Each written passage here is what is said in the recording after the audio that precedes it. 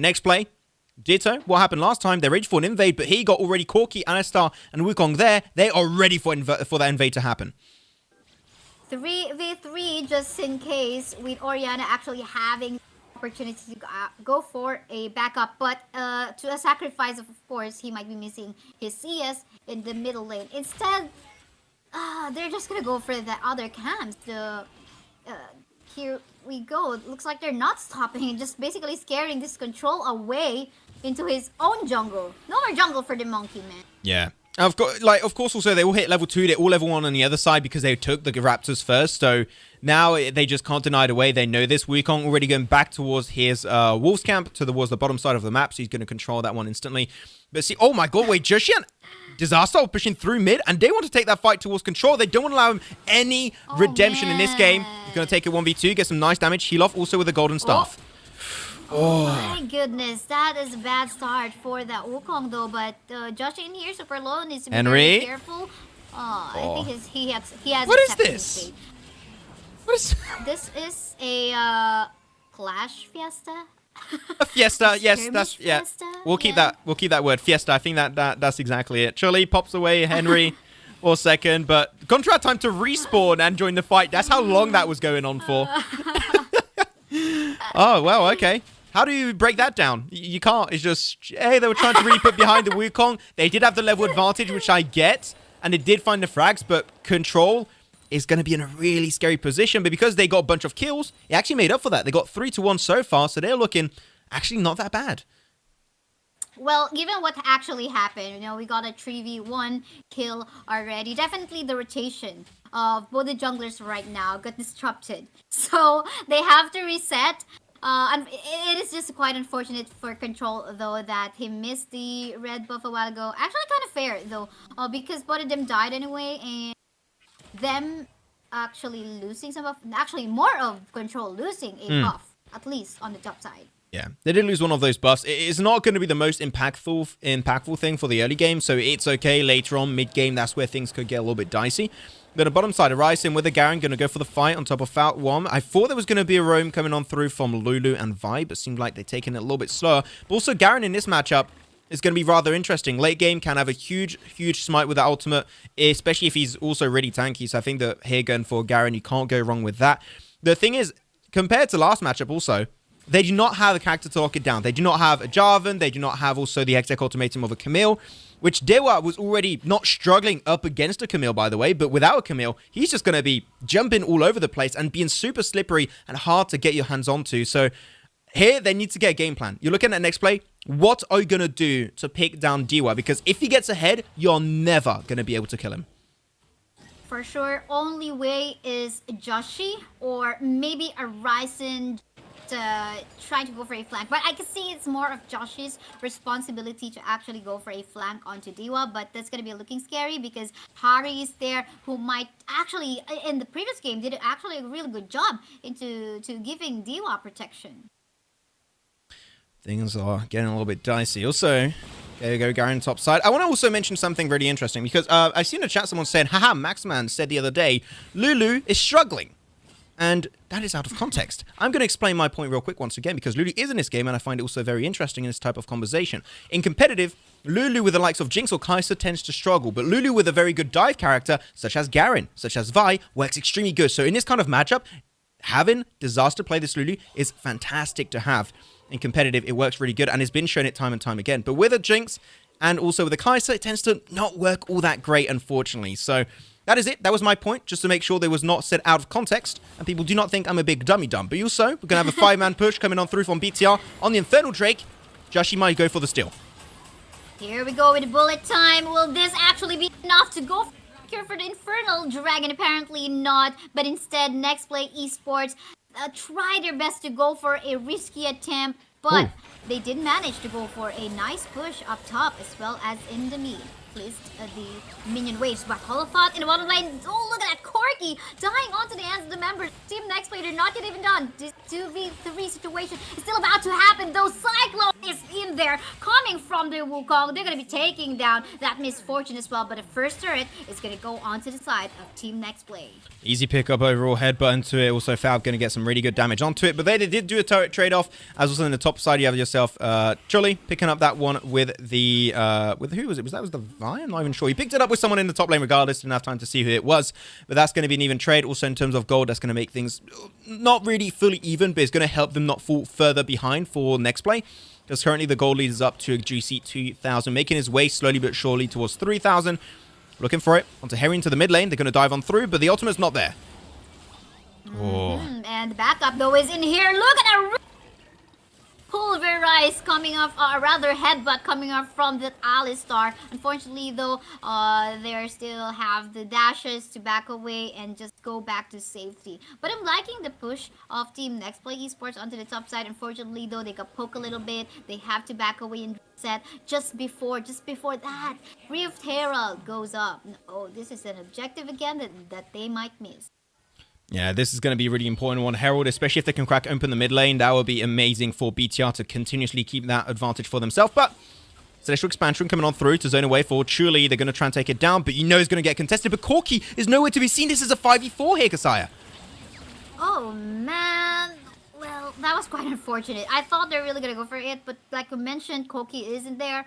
Well, still nice attempt, though. Because I think now we find the discipline in here. I was actually thinking, okay, will Control actually go for a dive and go for a Cyclone? Fortunately, not. But hold on, thought, because in the middle lane, we can see a massacre happening in here as a member from the side of, actually both of the sides, getting deleted. A 1-for-1 so far in the middle lane, but we give the advantage onto the side of Team and Nexplay Esports as they take down the HP of the mid lane turret down to 127. But looks like the push is going to go in favor on the side of BTR. It's alright, it was 127 HP. Is not going to create any opposition. If you want to dive it, just 2-3 basic attacks and you should be really good. And people keep on talking about Uzi being in a commercial, which I have yet to see. I want to see that commercial. Apparently he's been in a commercial recently, which he's got the commercial buff, which, hey, you know what? Uzi, that's looking good. Looking pretty strong. Let's see what we can do with Misfortune in this game. It would be great. Man, imagine being in an ad. Dude, I dream. One day. I'm not one day for sure. We can always dream. We can always hope. And actually, we can grind for it if we really want to. But yeah, going back into the game though, 4v6 in terms of kills. And I think the gold lead isn't that huge as of the moment. Tricky gold lead in favor of Team PDR. But again, they're being very disciplined. Yeah. They make sure that before they go for the engage, at least Diwa is there. Sure, let's give that Rift Herald onto Nexplay Esports.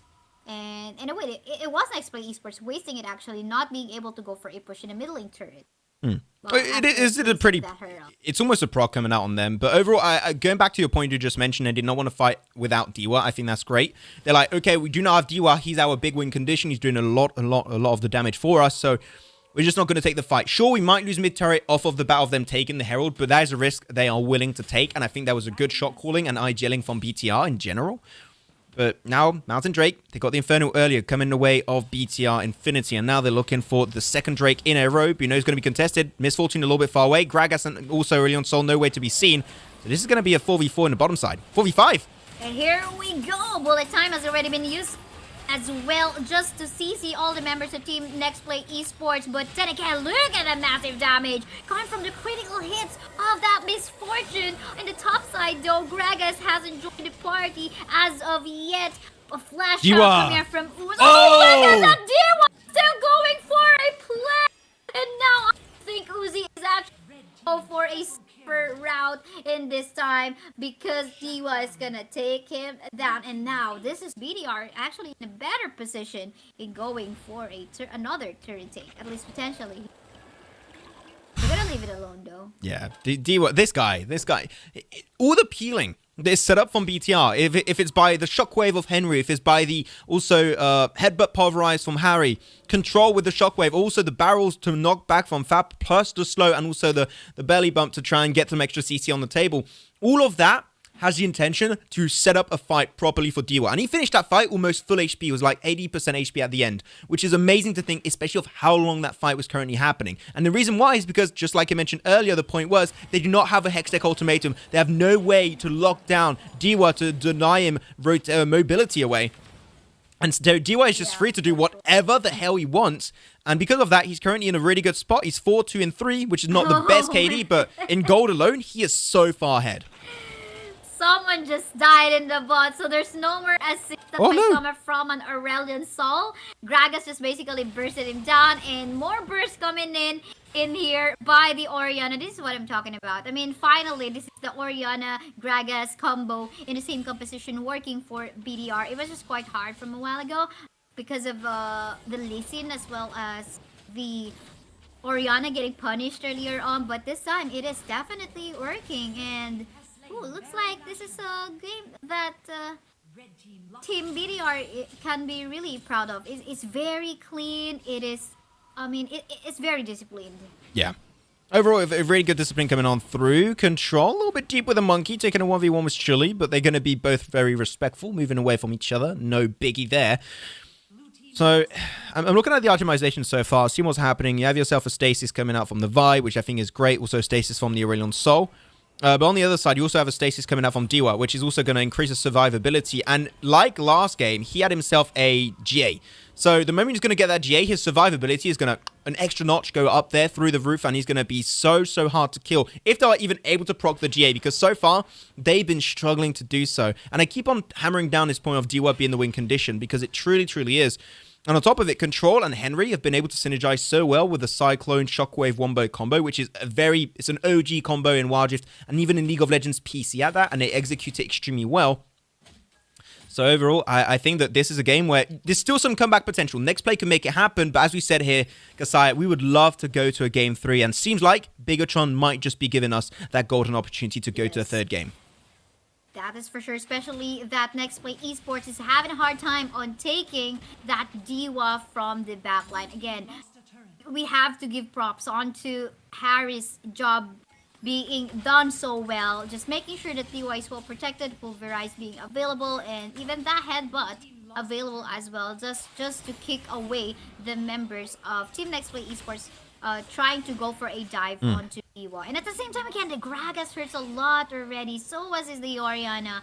So it's gonna be very risky. Problem in here, that the only front line that they can rely into is Garen, which, you know, doesn't have a lot of items for himself as well. And we really can't have the Vi to go for a frontline work, because of course some damage must be needed as well in this lady. Well, that's an easy Drake if I've ever seen one. Nothing they could do. They're also going to get the Scuttle on top of it to keep a little bit of better vision. But this is going to be the main issue that was happening for BTR in Game 1. And this time is going to be the issue for Nexplay. There's no deep vision. If you look, I'm just going to clear out the FOW, the Fog of War, for a quick second. So give me a sec. There we go. You can currently see the top 50% of the map, and even the big portion of their own jungle, is empty of vision. They have no idea what's happening up there. They have no idea when they're going to get engaged from. They have no clue. But now, if you take it away, you can currently see they're making their way through the top side of the jungle, looking for an opportunity to go up there. There's only one ward that was set up by Nexplay so far, so they are just going to be chilling in that bush, waiting for an unwearing soul to make his way very close to them, and surely it might just be that case. Oh. Is it gonna be a Ryzen? No. Potentially they would want to go. Oh, are they really gonna go for it? Oh, okay, just some folks coming here and there. So as from the Orianna too, some zoning in here. Josh is gonna go for it, gonna kill one member down from the side of Team BDR. Will this be their chance this time? No more ultimate, by the way, coming here from the Vi, but look at that, the Alistar got deleted as well. Just finding that opportunity, allow them to create space for themselves. They're trying to go for a free though. Chuli's gonna go for that ultimate though. Still gonna die onto the hands of DIWA. Whew, wow, that was bad. Nice chase, nice zone though. Nice try coming out from that Aurelion Soul. But we take a look now onto this Baron fight. It's gonna be super risky because we talk about some bursts coming. Oh, look at that, GA getting popped. Yes. Oh my god. It's gonna be a quadra kill maybe. Oh no. Nah, Oh, that's looking bad. I mean, they're giving a lot of kills onto this Corki once more. This is Are they really 1v9. 1v9 from Yeah. D1 twice in a row. You know what? If BDR wins this game, looks like Nexplay is gonna be banning out that Corki. Can we agree, Kasaya, that for this matchup, MVP is D1? Can we said his name so many times. Can we Yes, agree? for sure. Hell yeah, there we go. MVP Yes, we 100%. do. Even if Hell they yeah, lose, yeah. even if they lose 2-0, I do not care. MVP of this entire series. He has just been doing fantastic overall. Checking out also itemizations once again. Almost a full build coming out from the Orianna. Corki is getting there. Also, one more item, and he will be up there. But this game around, I mentioned how he went for GA. Seems like he's not going to go down that path this time around, which I'm heavily surprised about. He's going for some extra AP damage, which can work on Corki pretty good. But overall, no GA, which he almost died that last fight, by the way. He got engaged. Well, he used a lot of he's got a resources. stasis. Yeah, he's got stasis for sure. That's going to help him out a lot, but I'm